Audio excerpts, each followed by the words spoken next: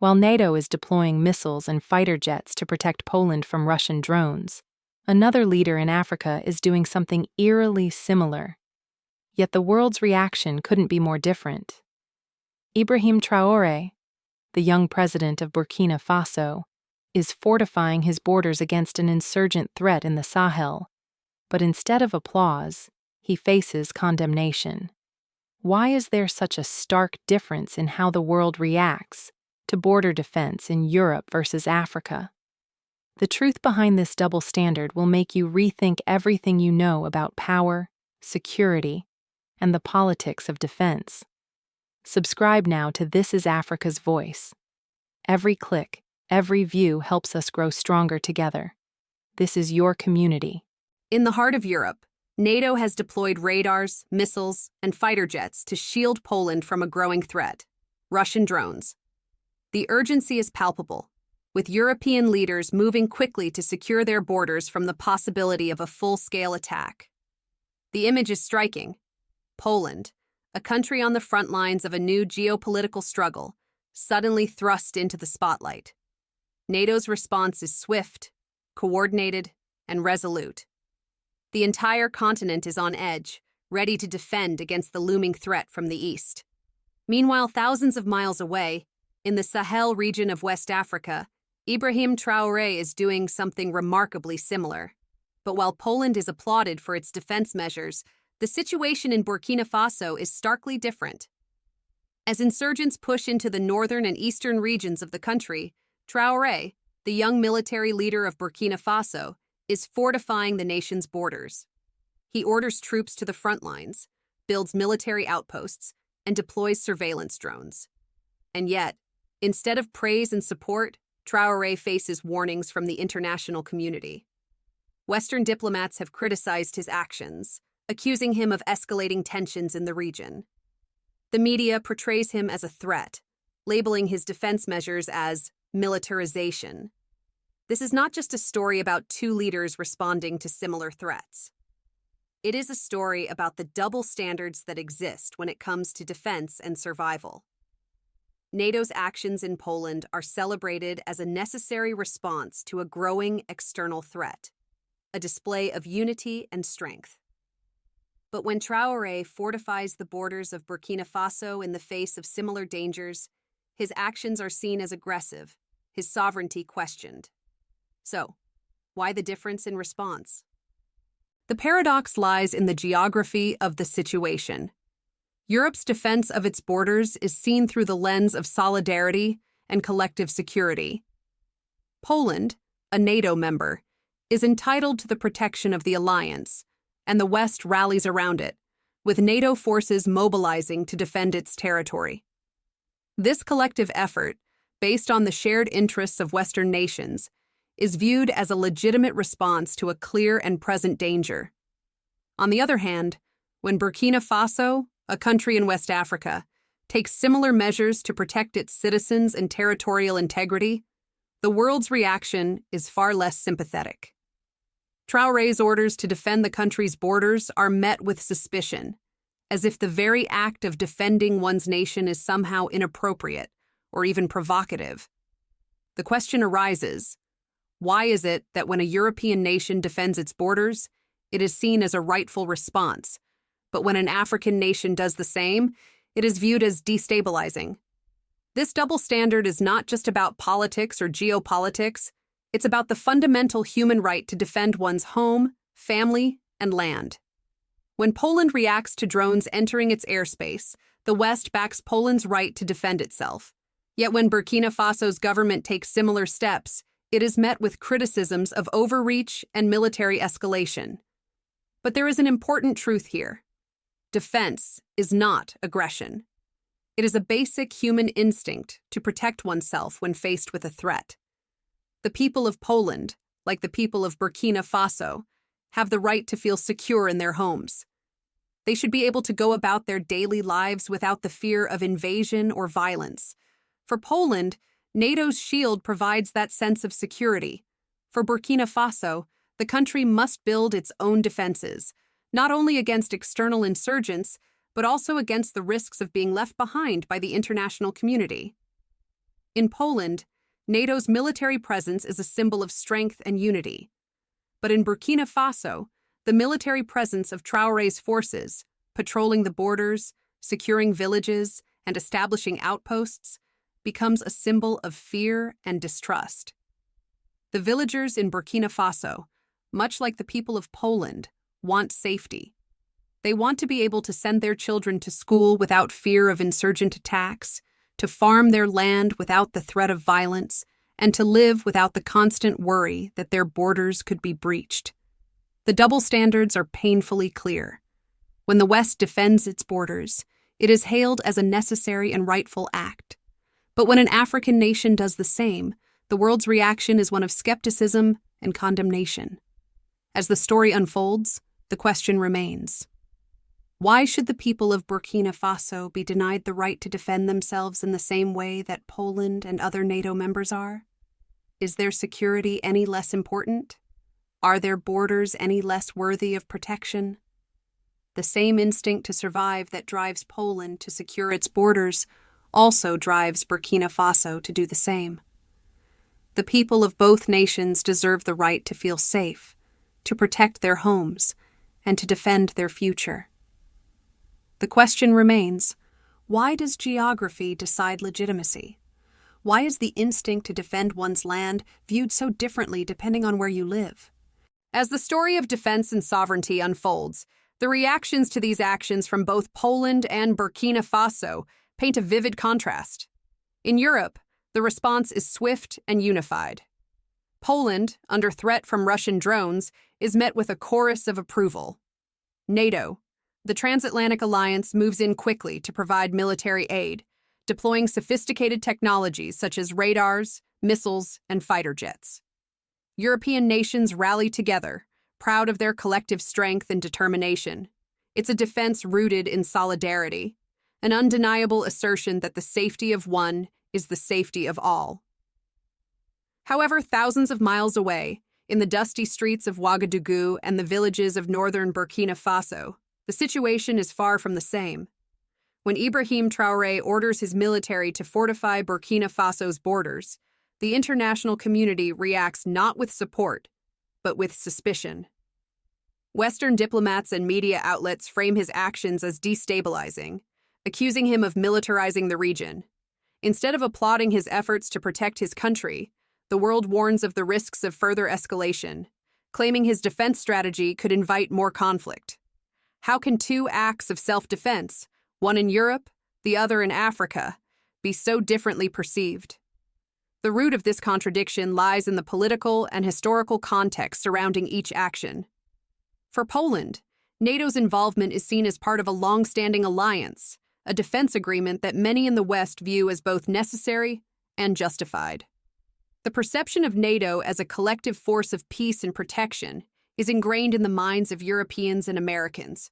When Russia threatens the borders of Poland, NATO's response is framed as part of the collective security mechanism that has been in place for decades.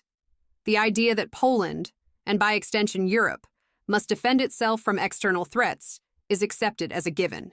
In contrast, Burkina Faso's actions are viewed through a different lens. The idea of African nations taking control of their defense, of deciding their own path to security, remains contentious for many in the West. There is a belief, however implicit, that African nations should rely on external forces to provide their protection. Western powers have long held sway in Africa, and the idea that a country like Burkina Faso could build its own military might, without foreign assistance, challenges long-standing assumptions about Africa's place in the world. As Traoré strengthens his nation's defenses, Western nations are quick to warn that it could lead to further destabilization, ignoring the very real and present threat of insurgency that Burkina Faso faces. Yet, the people of Burkina Faso experience this defense in a far different light. For them, Traoré's actions are not just a military response. They are a source of hope. Villagers who once feared walking down roads that were once abandoned due to insurgent activity now feel the presence of soldiers, providing a sense of safety. Farmers, who once stayed in their homes at night out of fear, now venture back into the fields with a renewed sense of confidence. For the people on the ground, the sight of troops at checkpoints, drones patrolling the skies, and fortified border posts is a visible manifestation of security. It is a promise that their country is no longer helpless, no longer standing by as its borders are breached and its people are left vulnerable. However, even this visible sense of protection is not without its own contradictions. As villagers cheer the presence of soldiers, they also whisper doubts in the quiet of the night. They wonder if this will last, or if their government will once again retreat as it has in the past. Trust in security forces, built over time, can also erode quickly if the promises of protection are not upheld. This is the reality of living in a country at war, where hope and skepticism coexist in delicate balance. And this, perhaps, is the true essence of the situation. For the people of Burkina Faso, defense is not about geopolitics or international recognition. It is about survival. When a country like Poland builds a wall of defense, it is seen as a necessary and legitimate act. But when a country like Burkina Faso does the same, it is labeled as a potential escalation. In this framing, the right to defend oneself is granted to some, while others are denied that same basic right. But why? Why is it that when European nations defend their borders, they are applauded, and when African nations do the same, they are criticized? It seems that the world has become accustomed to the idea of Europe as a region deserving of protection, and Africa as a place where defense must come at the behest of outside forces. NATO's shield in Europe is celebrated as an act of unity, while Traoré's shield in Burkina Faso is viewed as an act of defiance. Yet both responses stem from the same primal instinct: the need to protect one's home and people. This raises a larger question. Why does geography decide the legitimacy of self-defense? When Poland, a NATO member, fortifies its borders, it is seen as an essential defense strategy. But when an African leader like Traoré does the same, it is viewed with suspicion and even disdain. The world sees the same action, fortifying borders, through a vastly different lens depending on where it happens. The answer, perhaps, lies in the entrenched power dynamics and historical narratives that continue to shape the global perception of Africa. For decades, Africa has been seen through the lens of dependency, as a continent in need of foreign intervention to survive. But when African nations, like Burkina Faso, take matters into their own hands and defend their borders, it challenges the very foundation of this narrative. And that, in itself, is unsettling to many. As the world watches, the question remains: when does defense turn into aggression? Is it about who holds the power, or about the right of every nation to protect itself? As the global narrative continues to unfold, the consequences of these defense strategies in Poland and Burkina Faso are becoming clearer. And yet, paradoxical. For Poland, NATO's presence serves as a symbol of collective security. It strengthens the unity of the alliance and reaffirms the idea that European nations are not alone in facing external threats. The deployment of advanced military systems, such as radars, missiles, and fighter jets, signals to the world that Europe is prepared to defend itself against any aggression. The immediate consequence of this show of force is a sense of reassurance for the people of Poland and Europe as a whole. It sends a message: Europe is united. Europe is safe. But, as with all defense strategies, the real impact is felt not just in the grand statements of military might, but in the everyday lives of the people who are being protected. For the citizens of Poland, This heightened security allows them to go about their daily lives without the constant fear of drones or attacks from the east. Their children go to school, farmers work the land, and citizens walk the streets with less worry about the threat of an invasion. The sense of safety, however fragile, comes from the visible presence of military forces, from the tanks rolling through the streets to the drones patrolling the skies. For Poland, the consequences are clear: protection, stability, and a return to normalcy. But in Burkina Faso, the consequences are far more complicated. While the international community is quick to condemn Traoré's efforts, the reality on the ground tells a very different story. For the people of Burkina Faso, the presence of their military forces, patrolling the borders, building outposts, and monitoring insurgent movements, is not a source of fear, but a lifeline. It is a sign that their government is taking the threat seriously, that their leaders are actively working to protect them from insurgents and foreign militants who threaten their homes and families. Take, for example, the farmers in the northern regions of Burkina Faso, where Traoré's new border defense strategy is most visible. These farmers, who once abandoned their fields at dusk for fear of insurgent attacks, are now returning to their land with a renewed sense of hope. The sight of soldiers stationed at checkpoints, the presence of surveillance drones in the sky, and the constant patrols bring a sense of security that was absent just months ago. What was once a dangerous and unpredictable environment has now become one of cautious optimism. Yet, even as the presence of the military brings hope, it also raises new questions. As these military measures become more visible, there are those who wonder how long they will last. Will the government continue to protect them, or will this effort falter, as past efforts have? Trust in government and military forces is not easily earned, and it is even harder to maintain. For many in Burkina Faso, the sight of soldiers may represent safety, but it also serves as a reminder of past betrayals and false promises. After all, this is a country that has experienced numerous coups, political upheaval, and repeated cycles of violence. So, while the military's presence may reassure some, it also reinforces a sense of uncertainty for others. As Traoré's military forces continue to build outposts along the borders, new tensions are emerging. Villagers who once embraced the safety provided by military patrols are beginning to question the long-term effectiveness of these efforts. What happens when the soldiers leave? What happens when the insurgents return? These are the quiet fears that linger in the background, the concerns that cannot be erased simply by the presence of military forces.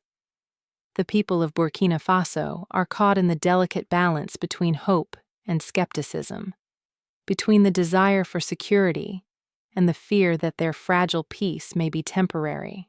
And then there's the broader consequence, the geopolitical impact of Burkina Faso's defense strategy. While NATO's actions in Poland are welcomed by Western powers as part of a broader collective security framework, Burkina Faso's defense measures are viewed with suspicion. The international community, particularly the West, continues to question the legitimacy of African countries, such as Burkina Faso, taking matters into their own hands. There are growing concerns that these self-sufficient defense strategies could lead to more instability in the region, that they could fuel the rise of authoritarianism, or that they could lead to a broader military escalation. Yet despite these international warnings, the people of Burkina Faso remain resolute. They have lived through years of insecurity, terrorized by insurgents and caught in the crossfire of regional conflicts. For them, the presence of their own military is a tangible sign that their government is prioritizing their safety, even if the world does not recognize their right to do so. For the citizens of Burkina Faso, the consequences of these defense measures are deeply personal. They are not about politics or international relations, they are about survival. But the larger question remains: is Burkina Faso's defense strategy truly destabilizing? Or is it simply an act of survival in a region long abandoned by the international community? The answer to this question will continue to unfold in the coming months and years as the Sahel region faces continued instability. The question is not whether Burkina Faso's defenses are effective, but whether the world will ever allow African nations the same freedom to protect their borders that Europe enjoys. As Burkina Faso strengthens its borders and stabilizes its internal security, the international community must ask itself: is it fair for African nations to defend themselves in the same way that Europe does?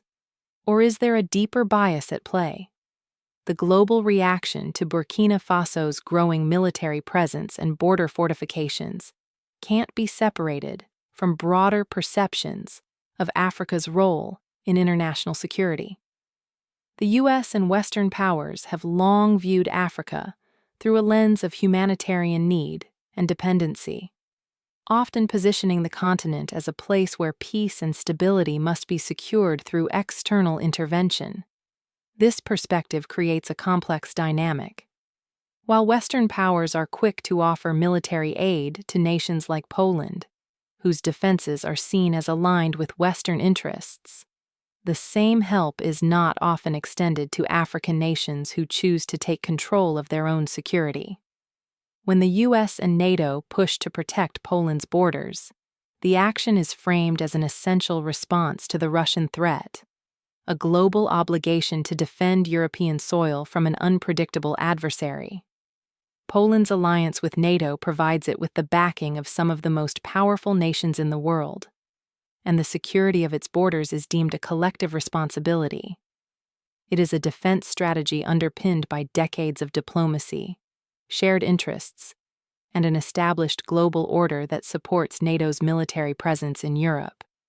In stark contrast, when a nation like Burkina Faso, one of the poorest and most politically unstable in the world, attempts to protect its borders, it is met with skepticism and, in some cases, condemnation. The world, particularly Western powers, are quick to accuse Traoré's actions of escalating tensions in the region, even though the same actions would be celebrated in Europe. The West is uncomfortable with the idea of African nations taking control of their own defense, often viewing it as a move that could destabilize the region or shift the balance of power. This reaction is informed by a long-standing belief in the Western world that Africa is not capable of managing its own security. There is a subtle but pervasive assumption that African nations are too fragile or too divided to defend themselves without foreign assistance. The US and Europe often view any self-sufficiency in defense as a threat to their influence in Africa, worrying that it could undermine their role as peacekeepers, diplomats, and allies in the region. In the case of Burkina Faso, a country that has experienced multiple coups and deep instability, any form of militarization is seen with suspicion. Yet, this framing overlooks the complexity of the situation on the ground. The people of Burkina Faso, who have endured years of insurgency, displacement, and fear, view Traoré's defense strategy through a different lens. For them, this is not a story of military escalation, but of survival.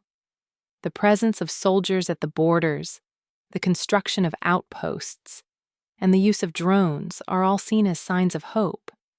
They are the first visible steps toward regaining control over a country that has long been plagued by violence. In the absence of international support, Burkina Faso is forced to rely on its own resources to protect its sovereignty. This divergence in perspectives highlights a double standard. When European nations defend their borders, the West sees it as an act of self-preservation. When African nations do the same, they are often met with a warning: don't overstep, don't militarize. It is a stark reminder of the asymmetry in how defense and sovereignty are treated based on geography. The question then becomes not just about Burkina Faso's right to defend itself, but about whether the international community will allow African nations the space to make their own security decisions. Will the West continue to dictate the terms of African security? Or will African nations like Burkina Faso redefine what it means to protect their borders in the face of overwhelming threats? As the international community watches Burkina Faso's increasing militarization, the question remains: will African nations ever be allowed to secure their borders on their own terms? Or will they always be judged through the lens of external influence and control? As the world looks on, the future of Burkina Faso and its evolving defense strategy remains uncertain. Ibrahim Traoré's decision to fortify the nation's borders and secure the Sahel region marks a significant shift in how Africa, and particularly Burkina Faso, views its security. While the world's reaction remains divided, the impact of Traoré's actions is being felt deeply within Burkina Faso and across the wider Sahel region. It is not just about military strategies or border fortifications. It is about redefining what it means to protect a nation and what role external powers play in that protection. In Burkina Faso, the future is now entwined with the success or failure of Traoré's military buildup. The strategy, which includes building military outposts, rotating patrols through villages, and deploying drones to monitor the borders, could provide the stability the country desperately needs. For the first time in years, people in the northern and eastern regions are seeing visible signs of defense. Farmers return to their fields, children go to school with less fear, and villages that once felt abandoned now see soldiers standing guard. The hope that this new military presence will hold and provide the long-term security they've been denied is palpable. But, as with any military strategy, the question remains: will it last? The Sahel, a region historically plagued by instability and conflict, has long been a hotspot for insurgencies and violence. Burkina Faso's efforts to protect itself could inspire other nations in the region, like Mali, Niger, and Chad, to take similar steps. These countries are already beginning to reassess their own defense strategies, pulling resources from both foreign and local partners to secure their borders and protect their people. What began as a national response in Burkina Faso is now spreading across the region, with countries quietly building their own walls of defense. However, the road ahead is fraught with challenges. As more African nations seek to build their own defense systems, the question arises: how will the international community respond? Will they support these nations in their efforts, or will they continue to view self-sufficiency and defense as a threat to the established global order? For the people of Burkina Faso and their neighbors, this is a critical question. Their security cannot be dependent on foreign aid or military intervention forever. As they take matters into their own hands, they must ask themselves whether the alliances they forge will strengthen their sovereignty or slowly erode it. The future of Burkina Faso's defense strategy, and the broader implications for the Sahel, will depend largely on how well the country can balance its relationships with external partners while maintaining its independence. If Traoré can successfully navigate these tensions and continue to build trust with both his people and his foreign allies, the road ahead may lead to a new era of self-reliance for Burkina Faso and its neighbors. For now, the people of Burkina Faso remain cautiously hopeful. The fortified borders, the military outposts, and the surveillance drones are a sign that they are no longer powerless in the face of external threats. The question is no longer whether they can defend themselves. It is whether the rest of the world will allow them the freedom to do so on their own terms. As the Sahel region watches Burkina Faso's military strategy unfold, the question looms: will Africa's quest for security be seen as a threat, or as a rightful assertion of sovereignty in the face of constant danger. As the story of Ibrahim Traoré and Burkina Faso unfolds, it becomes increasingly clear that the defense of borders is not just a political decision, it is a deeply personal one. While the world has grown accustomed to NATO's protection of Europe, and rightly so, the people of Burkina Faso are carving out a different path.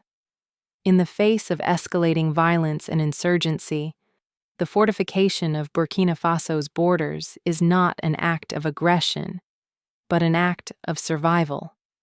It is a natural response to a very real threat that has already displaced millions and destroyed countless lives.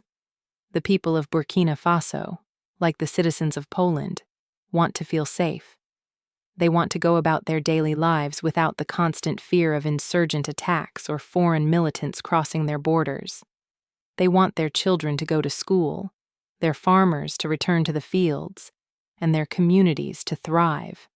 The military presence on their borders, though a controversial move in the eyes of the international community, is a sign that their government is taking action, that their survival is being prioritized.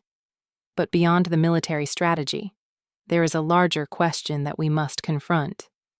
Why is it that some nations are granted the right to defend themselves while others are not?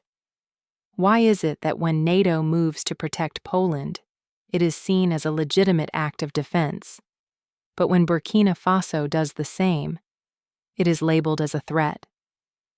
The answer to this question lies in the geopolitical realities that have long shaped our understanding of power and security. Europe's defense strategy is framed as a collective responsibility, while Africa's attempts to secure itself are often viewed as defiance.